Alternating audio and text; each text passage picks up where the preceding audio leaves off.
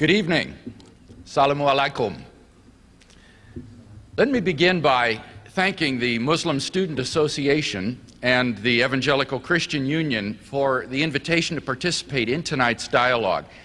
And I also want to thank especially Dr. Badawi for his willingness to join in participating in this event this evening. It's been my prayer that God may guide us all in our spiritual journeys, and that tonight's event might be a significant step forward for some of us in our journey toward Him. Now, in our day of religious relativism and pluralism, a debate like the one this evening is incredibly politically incorrect.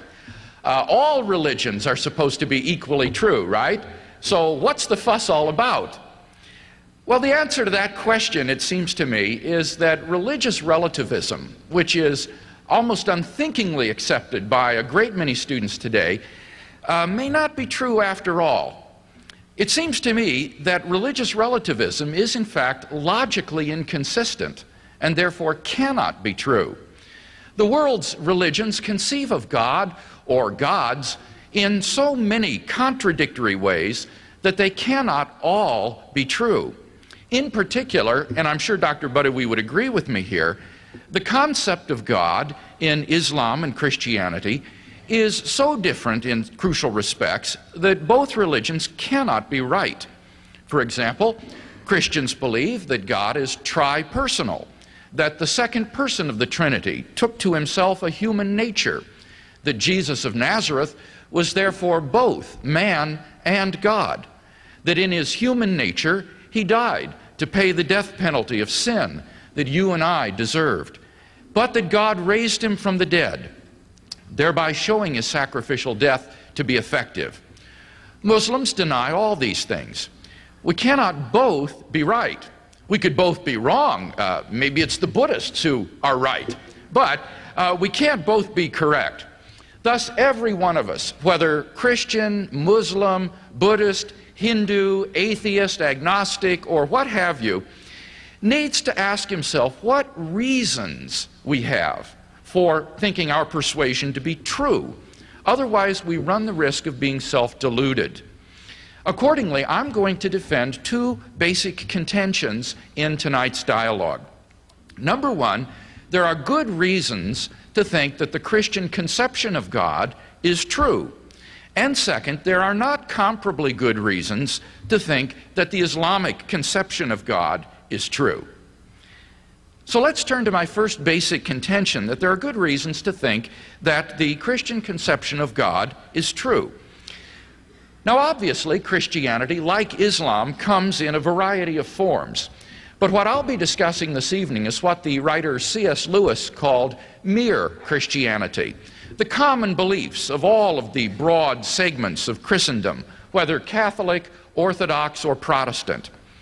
In particular, I'm going to suggest, first, that Jesus of Nazareth regarded himself as the unique, divine Son of God.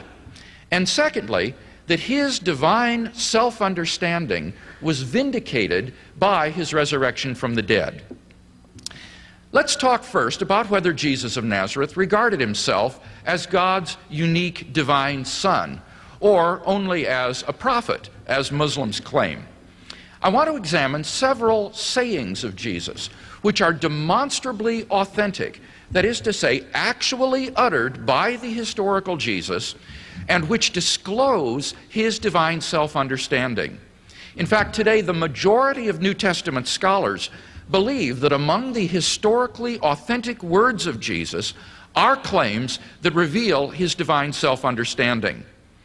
Jesus' radical self-concept is disclosed, for example, in his parable of the wicked tenants of the vineyard in Luke chapter 20. Even skeptical scholars, like those in the Radical Jesus Seminar, admit the authenticity of this parable.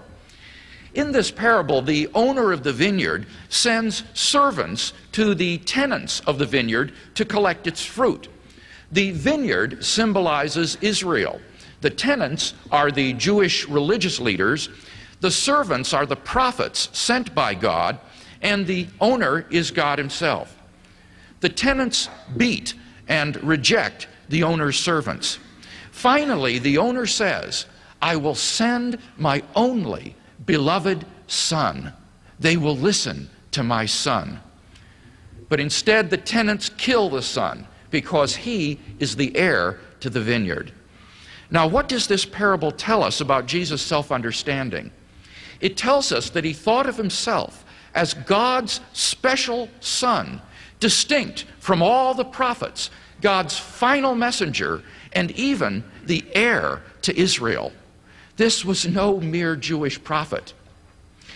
Jesus' self-concept as God's unique son comes to explicit expression in Matthew 11:27. Jesus said, all things have been delivered to me by my Father, and no one knows the Son except the Father, and no one knows the Father except the Son, and anyone to whom the Son chooses to reveal him. Again, there's good reason to regard this as an authentic saying of the historical Jesus. It's drawn from an old source which is shared by Matthew and Luke, which scholars call the Q document. Moreover, it's unlikely that the early church invented this saying because it says that the Son is unknowable. No one knows the Son except the Father. But for the post-Easter church, we can know the Son. So this saying is not the product of later church theology. But what does this saying tell us about Jesus' self-concept?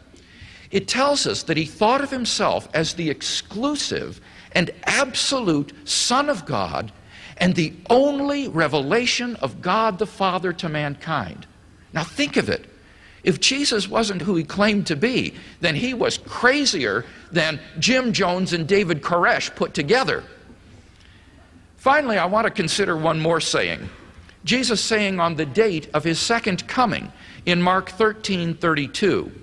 Jesus said, but of that day or that hour no man knows, not even the angels in heaven, nor the Son, but only the Father.